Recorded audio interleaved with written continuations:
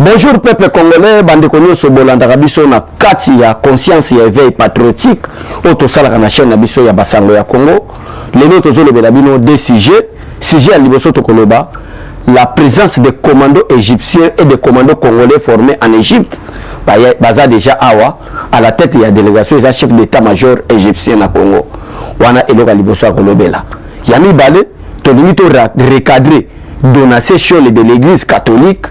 Ba question batuni par rapport ya dossier ya Bukangalonzo oyo ba boy kolongola matata pole ba humilité na kati ya Sénat donation sur la pesa qui réponse moko oyo négatif une réponse négative. Alors yanga to yo to recader to répondre total ça peuple congolais par rapport ya des dossiers autonomie to solo na kati ya basanga Congo. Merci beaucoup bandeko nyonso bolanda kanga. Merci beaucoup bandeko nyonso bopesa kanga conseil.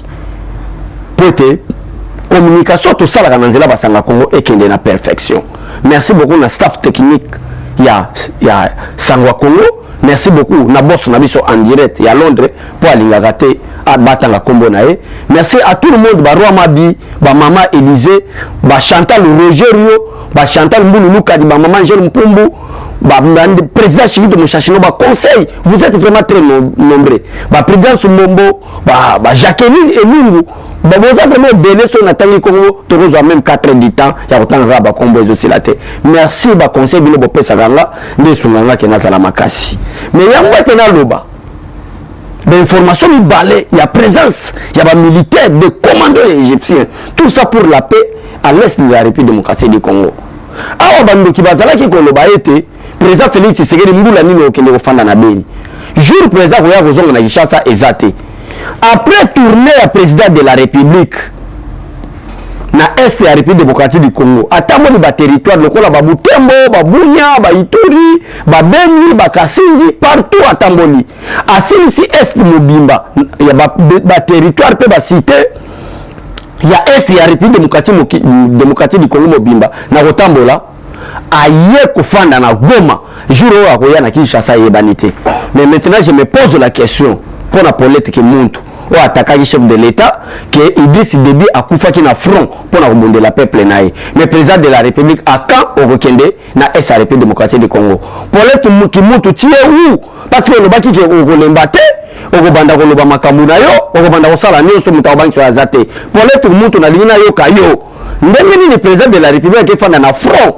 Ndenge Idriss Déby akina ko fanda na front nozo le belangote parce que les missions moko sala. Le bas était Idriss Déby à Koufina Front, mais qu'est-ce qu'attendait le président de la République démocratique du Congo? Son excellence président Félix Tshisekedi Tshilombo a qui le fanda na front. Nous sommes les athées. Na limina attirer attention, il y a ba konzinabi sur la partie. Au moment où le lelo Joël qui tengaza na prison, ils ont malamoté. Bafinga le président de la République. La Constitution ne m'appelle pas garant de la nation. La Constitution ne m'appelle pas trop moi Trésor Lumbu, le président de la République. Mais la Constitution appelle une seule personne, c'est son excellence Félix Antoine Tshisekedi Tshilombo comme président de la République. C'est lui le garant de la nation. Conformément à la Constitution congolaise, c'est lui l'arbitre de bon fonctionnement régulier des institutions. Lelo Oyo, président de la République, Azali attaqué Nabatuloko à Martin Fayoul. Azali insulte comme le président de la République placé pour. Comme le président de la République pantin. Ce n'est pas le président de la République actuel qui dirige, mais c'est le président honoré Joseph Kabila qui dirige. Ils allaient insulte. Mais tout le monde a bakanga Martin Fayoul était pas opposant. Quel est le mal au jeune qui tenait à l'Oba pour être à qui le fait dans la prison? En attendant ça, il a une famille avec les enfants et une femme à la maison. Et ses enfants et sa femme souffrent. Pourquoi? Parce qu'il défend le président de la République. Lelo, Jean-Marc Azamabe, parce que Batou Moussou n'a pas diabolisé Malobananga, Baloba était talent n'attaquant secrétaire général, n'attaquant président Jean-Marc, n'attaqué. Mais la ligne veut que nous avons bloqué, la politique qui monte, attaquer président de la République pour nous Makamba et la République démocratique du Congo, ça aérien. Martin Fayoul attaquer président de la République. Basalaye, Kenya plus loin, Babenga est placé bon pantin. Et ils ont insulte en tant que président de la République. Basalaye. Mais lelo oyo nzamba yeko sala moi ba communicateur ba bimi lokola ba pasteur Guinée en attendant biso pe lokola ba communicateur ngo lokola ba Yokaso lokola ba président René lokola ba Mona Suka ça n'est très nombreux ba bimi ba renverser makambo ezali ko leka na ba réseaux sociaux oh la muka azala ki premier lelo IDP ça comme premier pour ba communicateur oyo mais arrestation à Joël Kitenge ce qui par exemple que le secrétaire général que je respecte beaucoup na boy batu ba djembe la malobananga Josué na Rancy parce que na sala qui parlement de moko na parlement de Agile batu ba diaboliser na ba page Facebook ya batu pe na ba WhatsApp batu ba comment attaquer na attaquer secrétaire général OK na attaquer secrétaire général te na attaquer Kabili Kambale parce que afinga ka ba combattant IDPS que bazalaka bata sans été le collège s'est coïncidé na malobo secrétaire général le bana matime que le peuple d'abord pas le combattant d'abord bakalisi que nataka nani secrétaire général émission ona eza na chaîne ya Sanga Kongo botala batu ba diabolisanga mais naza na chance na parce que naza intègre naza sérieux makambo na loba na insulté na loba vérité ndena lingina bimisa vérité mokwawa batu oyo bakeko kanga Joël Kitenge ezali façon ya ko fragiliser ba président Gilles ba pasteur Gili ba Yokaso ko fragiliser bato belé pona nini po bato anta ko fragiliser bango ba pasteur Gili ba kubanga ba trésor Lumbo abechole ba kubanga ke tala ne ba kangi Joël s'il vous plaît ba cadre na biso à parti bon mekako tala dossier à Joël Kitenge pardon vraiment na boningo nzambe na moni mwasi na ye abengi ndeko Josué ndeko Rancy abengi nga akolela bako sala na famille boy quel est le problème oyo asali peut-être kende na boloko même ba chadari ya PPRD ba finga nani ba finga président de la République awa ezala ko continuer na Neni Mulania peut azo continuer ko loba ete président de la République a tikali na 561 jours les 3 jours les déjà tikali ba 550 quelques jours mais batu ba komona ngote en attendant prophétie bini que batu baza ko luka basa la président de la République mabe basa la président de la République d'État na ningina loba nini s'il vous plaît cher cadre appel ya secrétaire général na tribunal appel ya président Jean-Marc na tribunal qu'on a dossier ya Joël Kitenge et ko sala moi que dozome kita to buni na moi faiblesse biso to zanango to landela asengi pe babolibisi ba vidéo eleki comme si baza ko diaboliser ba memie na prison makala quelle est l'infraction qu'il a commis et nous avons lutté pour la liberté d'expression quelle est l'infraction ce gars le par exemple que dossier zalaki boye vidéo eti manga boye ou boye quel est le problème au sala que batinge directement prison en attendant l'état de droit infraction na biso makasi to ko loka ba détourneur boza incapable ya ko longola matata pour ne ba humilité mais boza capable ya ko kangaka Joël Kitenge parce que il est le communicateur du président de la République. Vous êtes en train de chercher de voies et moyens pour fragiliser l'IDPS et le président de la République. Mais vous n'allez pas nous intimider. Bateau boza derrière coup, il y a Joël Kitenge. Nous allons continuer. Même à temps le bibo ko kangabiso c'est pas la fin du monde, le Congo restera toujours quoi? Le Congo. À bon entendeur, sali.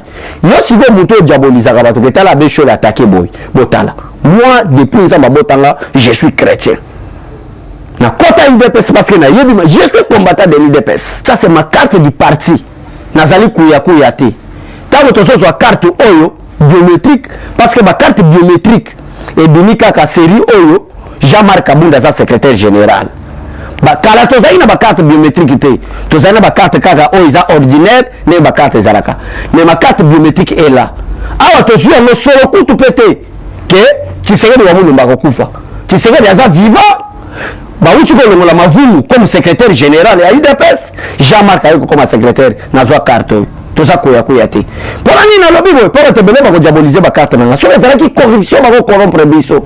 Et cause à laquelle, série Vital Caméra, directeur de cabinet chef de l'État, bah te béné, bah mon équipe commissionné, les agoleka.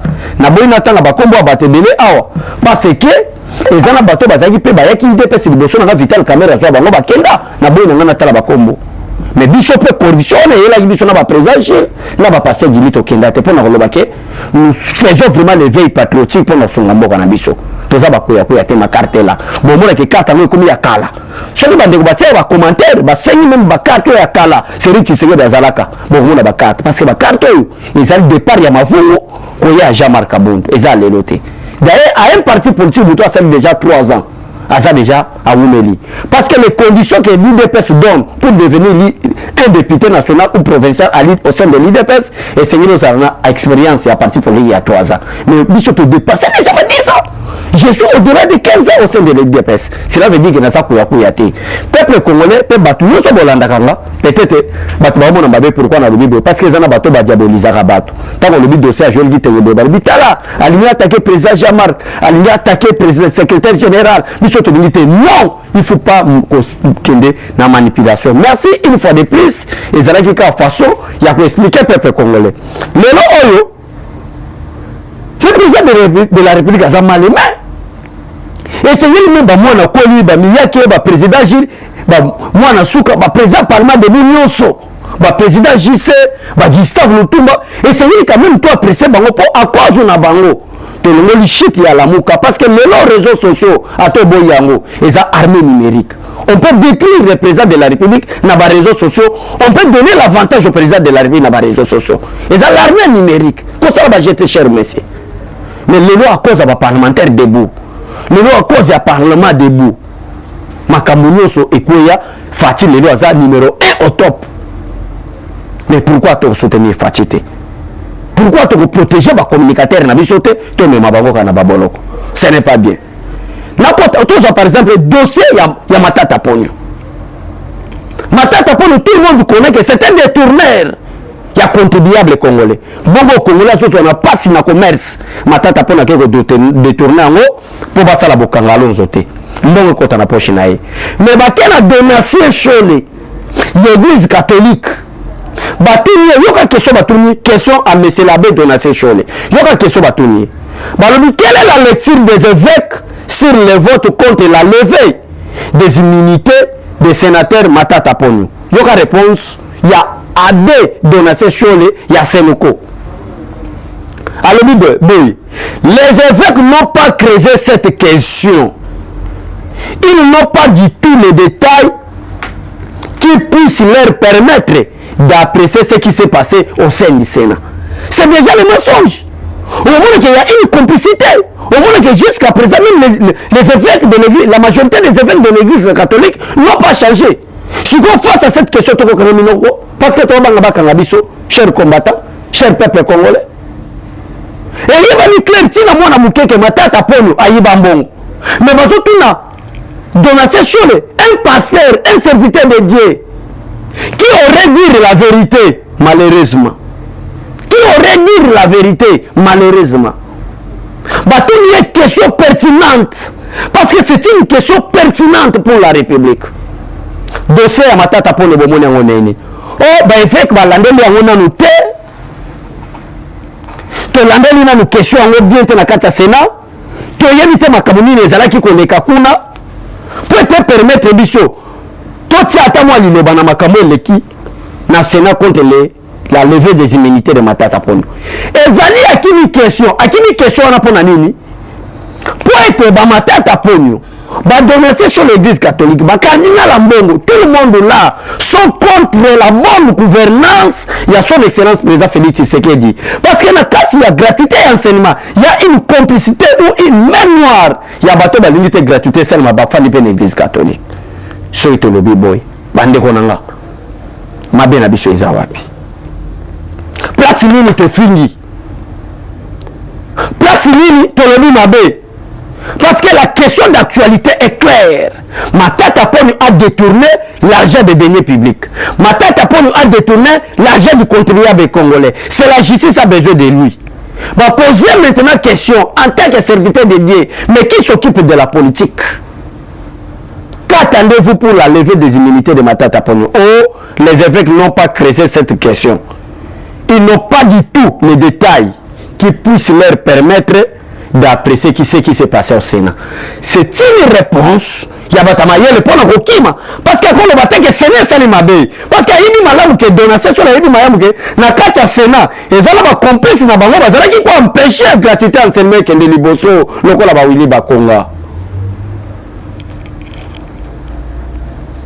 Mabé na biso ezanine. Pas de problème. Le Kola Bokane Libiso. Bokomi continue la biso un message.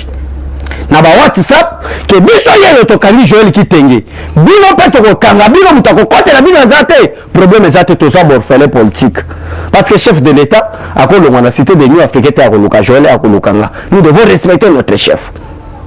Il y a que nos cadres bako kolandela so bakanyenga ceux qui bakangi pe passer Gili bakangi Yokason bakangi JC Mwamba c'est nos cadres parce que nous sommes de l'IDPS. Pas de problème. Nzamba kosunga toko lité pour être mboka na biso ekende liboso. Toko lité pour mboka na biso ekende liboso. Complice bino boso mona ndeko nanga bandeko peuple congolais complice bomona. Ezati na l'église. Batu balingi te ko mona président de la République parce que en Félix Tshisekedi il y a la bonne gouvernance. C'est comme biso to kanga mino. Parce que ba média ba presse partout et ils façon de vendre programme ya mokonzi na bino parce que si tu as teka programme ya mokonzi na biso azo salate na 2023 to zela nini échec et c'est vrai to teka programme ya mokonzi na biso azo sala parce que kuna ba presse penge baza ba Niko Mayengele baza ba Paulette Gimutu baza ba Jacques Ndala bazali ba Perol Wara baza ba Odette Odia baza ba journaliste nous ce moment sont contre le président de la République parce que bazo zo mongo zo utana sud. Pas corrompre bango bon. Biso to fanda niete parce que tu dis que notre vie en dépend par rapport au développement de notre pays et de notre développement du pays est incarné au Nakati. Il y a président Félix Tshisekedi que nous sommes obligés de les soutenir. Merci beaucoup de Konanga. Prenons par exemple l'exemple. Alors tout le monde a insulté le président de la République par rapport à la République démocratique du Congo. Il y a même un député provincial, il y a côté sur la Beniso Boutembo. Alors, il y a question du président, il y a pourquoi on va faire sa promesse à réaliser. Mais nous sommes là pour défendre le président. Qui nous va promesse, nous, ce chef de l'État, le Baka, à réaliser. Mais il y a l'arrivée de commandos égyptiens au Congo uniquement pour restaurer la paix à l'est de la République démocratique du Congo. Et à la tête de cette délégation, il y a un commando égyptien, c'est le chef d'état-major général des forces armées égyptiennes. Il est déjà à Kinshasa pour une mission de 4 jours. Une mission de 4 jours. Parce que bon, ça n'a été que Kinshasa et le Caire va développer coopération militaire accrue. Quand on va dire accrue, coopération militaire, c'est la confiance, donc il y a Makassi. Notamment na kati ya coopération militaire wana na kati ya coopération militaire wana tozali ezali formation des militaires et des policiers congolais en Égypte. Et aujourd'hui l'Égypte est la première puissance en Afrique. Et bah centre na bango c'est là que base la première puissance en Afrique na coopération militaire na avènement Félix Tshisekedi comme chef de l'État congolais na tête ya pays et pousser que tout ça la coopération militaire accrue avec l'Égypte. À cause de cette coopération militaire, les policiers, les militaires, ils ont formation à cette coopération. Et cette formation est comme une souka. Et c'est une baïa. Pour moi, que le fan na FMB, le président de la République a lobby, retourne à Kinshasa et Banité, à ce qu'il est installé toujours na Goma. Parce qu'ils vont se sentir en sécurité et dans quelques jours, il y aura la paix totale à l'est de la République démocratique du Congo. Il y a un moment qui bateau contre le président de la République.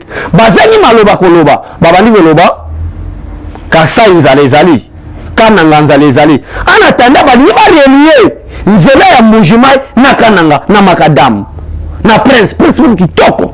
Mais tout le monde pourquoi? Pourquoi? Naba journaliste bakenda ko détailler que à Mujimai, à Kananga, les gars kasa nzalezali. Or que nzala ba semela biso, et ça partout dans la province nyonso, na Bandundu, Équateur, Maniema n'en parle pas. Nzaleza partout. Mais maman na ko sai, et ça qui pour décourager ni tema ba Congolais bazala ka sai, ba voter du Félix Tshisekedi. Pour ba comprendre que ça est fief, ya président de la République. C'est ma kamba biso to le ba pona ni. Surtout le biso bandi ko kanga biso ne ko kangi, Joel Kitenge. est le mal que Joël Kitenga Sala? Merci beaucoup de Koransi. Merci beaucoup de Josué. Naboina Kendebele parce que tu connais un adversaire ebele. Batebele ba yo malo bananga.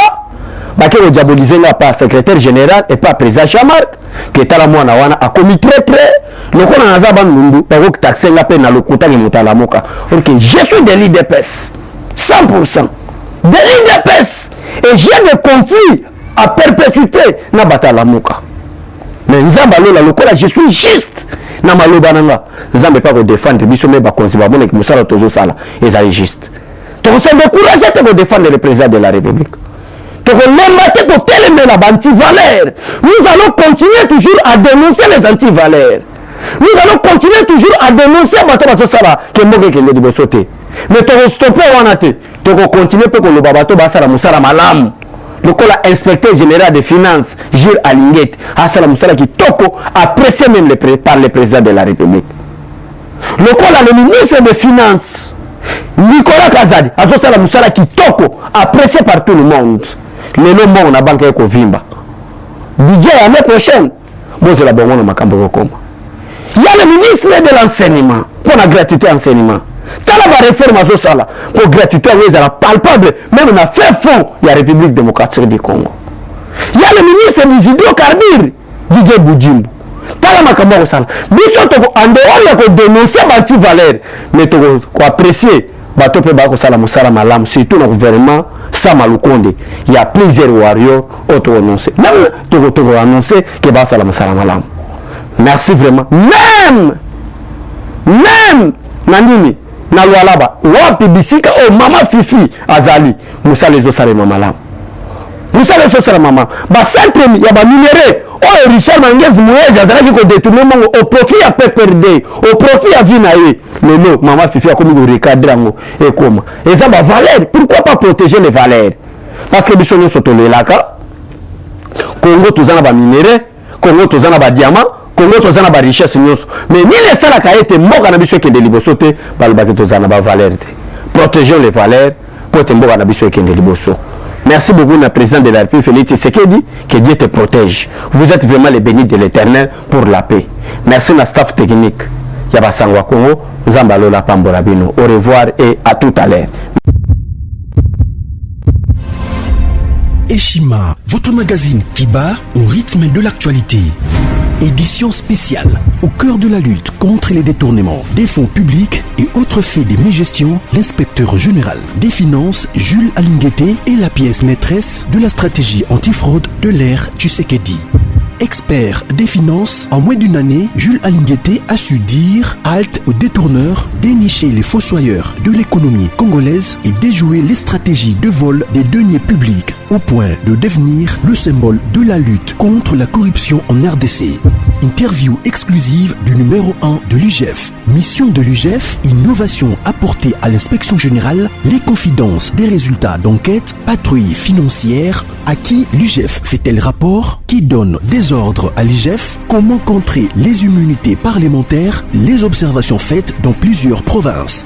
Des révélations sur le dossier Bukanga Lonzo, retransmission en direct des matchs Léopard, exonération et compensation, le rôle de l'UGF dans les régies financières, IGF est-elle justifiable devant la justice? Plusieurs questions soulevées et confidences de l'inspecteur général Jules Alinguete Kei à lire dans ses numéros spécial finance. Focus, la direction générale des impôts a réalisé une grande performance en mobilisant 1100 milliards de francs congolais en avril, dépassant largement les 637 milliards de francs congolais leur assignés grâce à son directeur général Barnabé Mwakadi Mwamba. Bonieme Ecofolucien récompense le mérite de ses agents et cadres dans les buts de continuer à maximiser les recettes. Découverte, ministre de l'Emploi, Travail et Prévoyance sociale, Claudine Ndouzi M. Kembe est plus que déterminée à matérialiser les actions prioritaires de son secteur telles que présentées par le Premier ministre Samalukonde devant les élus nationaux. Nation, Dr Jean-Jacques Mbungani Mbanda est médecin expérimenté pour relever les défis sanitaires en RDC. Catastrophe naturelle, Nirangongo, 19 ans après, les larves ont de nouveau coulé. Parité, Antoinette Nsamba, ministre des Mines au cœur de la révolution minière. À lire également interview de Noël Tchani, tribune Jean-Pierre Alumba et plusieurs articles d'actualité générale. Retrouvez l'intégralité du magazine Eshima dans les kiosques. Eshima Magazine, un nouveau standard d'information.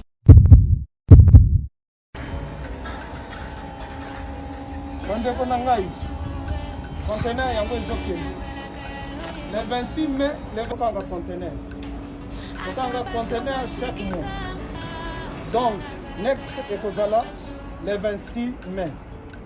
Olingo tinda velo. Mutuka. Lise aussi au kangi. Biloko tout pour même biso. Benga biso. Comme ça, toya. So même biloko tout tinda la Congo.